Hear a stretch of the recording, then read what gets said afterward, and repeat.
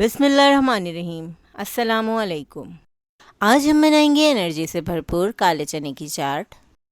काले चने की चाट बनाने के लिए हमने लिया है 3 खाने के चम्मच ऑयल, 1 चाय का चम्मच सफ़ेद ज़ीरा, 10 से 12 कड़ी पत्ते, 2 बारीक कटी हरी मिर्चें,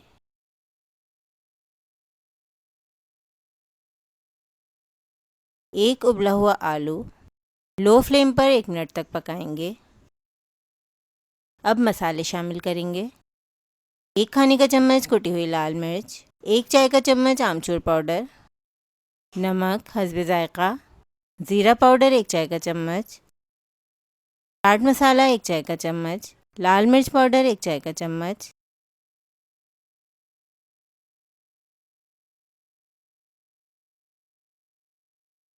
एक पाव उबले हुए काले चने शामिल करेंगे।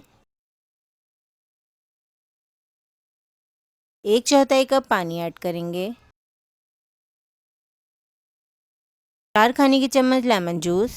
5 मिनट के लिए पकाएंगे। अब चूल्हा बंद कर देंगे और शामिल करेंगे बारीक कटे टमाटर, प्याज, हरा धनिया। अच्छी तरह मिक्स करेंगे और सर्व करेंगे। इस रेसिपी को ज़रूर ट्राई करें। साथ ही अपना ख्याल और हमें अपनी दुआओं में याद रखें। अल्लाह हाफ़िज़।